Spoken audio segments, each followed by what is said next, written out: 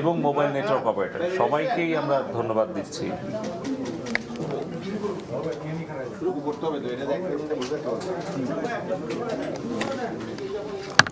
সবাই অনুমতি দিলে আমরা শুরু করি। এখন নিশ্চয়ই আপনারা তৈরি, তাই না? সব হ্যাঁ, ঠিক আছে।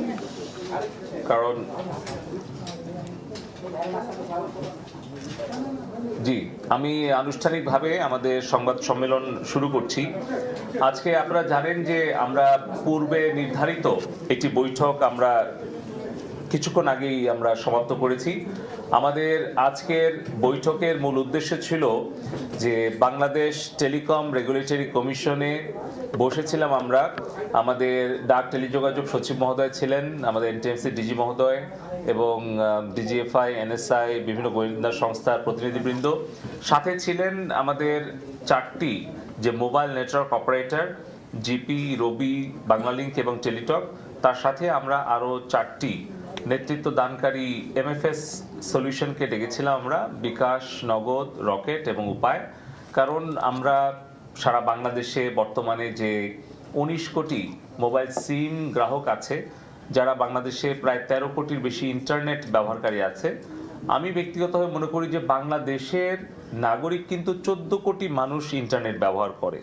বাংলাদেশের ভূখণ্ডে বসে বাংলাদেশে mobile network, fixed broadband connectivity মিলিয়ে 13 কোটি, কিন্তু বাংলাদেশের বাইরে যে 1 কোটি প্রবাসী ভাই বোনেরা থাকে তারাও কিন্তু মোবাইল ফোন ব্যবহার করে এবং ইন্টারনেট ব্যবহার করে। তো সেই ক্ষেত্রে কিন্তু বাংলাদেশে বলতে গেলে 14 কোটির ওপরে মানুষ ইন্টারনেট ব্যবহার করে। তো আপনারা জানেন যে গত 17 জুলাই থেকে 27 জুলাই, আজকে 28 জুলাই, এই 10 দিন সময়ের মধ্যে আমাদের বিভিন্ন পর্যায়ে মোবাইল নেটওয়ার্ক 4G এটা আমরা অনেক ক্ষেত্রে সাময়িকভাবে কিছু কিছু জায়গায় 17 এবং 18 তারিখে আইন শৃঙ্খলা রক্ষাকারী বাহিনী এবং গোয়েন্দা সংস্থার অনুরোধ এবং নির্দেশনা পরামর্শ সাপেক্ষে আমরা বিটিআরসি থেকে, এনটিএমসি থেকে প্রযুক্তিগত সহায়তা প্রদান করি।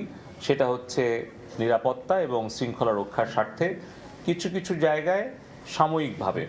এবং 18 তারিখ বৃহস্পতিবার, জুলাই 18 তারিখ বৃহস্পতিবার বিকাল 3টা থেকে রাত 9টা পর্যন্ত মহাখালীর ত্রাণ পুনর্বাসন অধিদপ্তরের নিচতলায় সেখানে সার্ভার একটি সম্পূর্ণ পুড়িয়ে দেওয়া হয়। এখানে আপাতত তথ্য উপাত্ত এবং বিভিন্ন প্রযুক্তিগত বিশ্লেষণে দেখা যাচ্ছে যে সেখানে বেশ কিছু চিহ্নিত সন্ত্রাসী যারা ইতিমধ্যে গ্রেপ্তার হয়েছে তাদের কাছে তথ্য উপাত্ত সংগ্রহ করেছে আমাদের আইনশৃঙ্খলা রক্ষাকারী বাহিনী। দেখা যাচ্ছে যে এখানে একটা পরিকল্পিতভাবে একটা সন্ত্রাসী গোষ্ঠী আমাদের ওখানে ডেটা সেন্টার পুড়িয়ে দেয় এবং ওই এলাকায় যে 3টা ডেটা সেন্টার আছে সেখানে যেই সোর্স অফ ইন্টারনেট এবং যেই ইলেকট্রিসিটি সেই কেবলগুলো পুড়িয়ে দেয় এবং সেখানে যে একটা ভীতিকর অবস্থা সৃষ্টি হয়, জীবনের ঝুঁকি নিয়ে সেই সময় ডেটা সেন্টারে যারা কাজ করছিল তারা কিন্তু সেই ডেটা সেন্টারের কার্যক্রম শাটডাউন করতে বাধ্য হয় এবং ওই একটা ডেটা সেন্টার পুড়ে যাওয়া, আরও বাকি দুটো ডেটা সেন্টারের সোর্স অফ ইন্টারনেট এবং ইলেকট্রিসিটি কেবল পুড়ে যাওয়া এবং সারা দেশে শত শত কিলোমিটার ফাইবার অপটিক্যাল কেবল যেগুলো ওভারহেড ছিল আইএসপির, সেগুলো সন্ত্রাসীরা অগ্নিসংযোগ করে পুড়িয়ে দেয়, কেটে ফেলে। এবং পাশাপাশি আমাদের কক্সবাজার, চট্টগ্রাম হয়ে ঢাকায় যে ফাইবার অপটিক্যাল কেবল ছিল সেটা সড়ক এবং সেতু মেরামতের কারণে বেশ কিছু জায়গায় ওভারহেড ছিল, সেগুলো সন্ত্রাসীরা পুড়িয়ে দেওয়ার ফলে আমরা 2 দিন পরে জানতে পারি যে কোন এক্স্যাক্টলি লোকেশনে এই তারগুলো পুড়ে গেছে। তখন সেনাবাহিনীর তত্ত্বাবধানে সেটা মেরামত করা হয়। ফলে আমাদের একটা মাত্র কুয়াকাটা সাবমেরিন কেবলের স্টেশনটি ওপেন থাকে।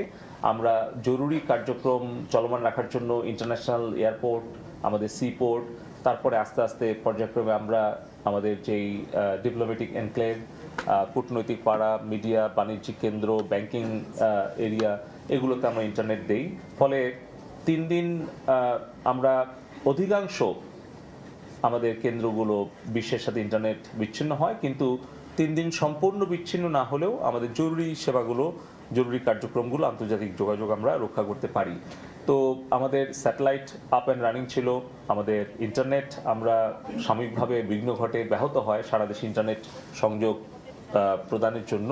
তো আজকে আমরা সিদ্ধান্ত গ্রহণ করেছি আমাদের বৈঠক শেষে যে আজকে বিকাল 3টার সময়ে আমরা আমাদের মোবাইল নেটওয়ার্কে 4G ইন্টারনেট কানেক্টিভিটি আমরা পুনঃস্থাপন করতে পারবো ইনশাল্লাহ, এবং বিকাল 3টার পর থেকে সারা দেশে মোবাইল নেটওয়ার্ক 4G পুনঃস্থাপন করা হবে ইনশাল্লাহ, এবং তার জন্য প্রযুক্তিগত সহায়তা আমরা সবসময় দেব, এবং মোবাইল নেটওয়ার্ক অপারেটর তারাও যত দ্রুত সম্ভব তাদের প্রস্তুতি গ্রহণ করবে, এবং আশা করছি আমরা যে আজকে বিকাল 3টা থেকে আমরা পুনরায় মোবাইল 4G নেটওয়ার্ক আমরা পুনঃসংযোগ পুনঃস্থাপন করতে পারবো। এর সাথে সাথে যারা মোবাইলের গ্রাহক, যারা ইন্টারনেটের যে প্যাকেজগুলো ছিল, ডেটাগুলো ছিল, সেটি আসলে তাদের তো ব্যক্তিগতভাবে কোনো দোষ না, কিন্তু এই নেটওয়ার্কটা আসলে নিরবিচ্ছিন্ন না থাকাতে তারা সেই সময় ইন্টারনেটটা ব্যবহার করতে পারেনি। এই সকল বিষয় বিবেচনা করে আমরা আলোচনা সাপেক্ষে আমরা সিদ্ধান্ত গ্রহণ করেছি যে 3 দিনের জন্য আমরা মোবাইল নেটওয়ার্ক যারা আসবেন, ব্যবহার করবেন এবং 4Gতে যখন যুক্ত হবেন, তখন মোবাইল ইন্টারনেট ব্যবহারকারী প্রত্যেক গ্রাহক 3 দিনের জন্য 5GB বোনাস তারা ডেটা পাবেন। এটা হচ্ছে বোনাস ডেটা। সকল ইন্টারনেট গ্রাহক যারা মোবাইল ফোনে ইন্টারনেটে যুক্ত হবেন আজকে 3টার পর, তারা 3 দিনের মধ্যে তারা এই 5GB ডেটাটা প্যাকেজটা তারা বোনাস হিসেবে পাবেন। এই বিষয়ে মোবাইল নেটওয়ার্ক অপারেটর তারা সবাই সম্মত হয়ে গেছেন দীর্ঘ আলোচনা শেষে। তো এই হচ্ছে আজকের দুটো আমাদের জরুরি ঘোষণা ছিল। মাননীয় প্রধানমন্ত্রী জননেত্রী শেখ হাসিনার সুযোগ্য নেতৃত্বে আমরা দ্রুতই ইনশাআল্লাহ আমাদের সার্বিক পরিস্থিতি আমরা স্বাভাবিক পর্যায়ে নিয়ে আসতে পারবো, এবং আমাদের সকল কার্যক্রম আসলে এখন ইন্টারনেটের ওপরে অনেকটাই নির্ভরশীল।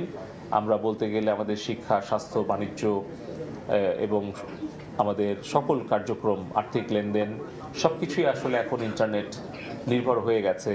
মাননীয় প্রধানমন্ত্রী শেখ হাসিনার সুযোগ্য নেতৃত্বে মাননীয় আইসিটি উপদেষ্টা সজীব ওয়াজেদ জয় ভাইয়ের তত্ত্বাবধানে আমরা ডিজিটাল বাংলাদেশ সফলভাবে বাস্তবায়ন করেছিলাম বলেই আজকে কিন্তু এই ডিজিটাল বাংলাদেশের প্রযুক্তির সেবাটা সকলে পাচ্ছে।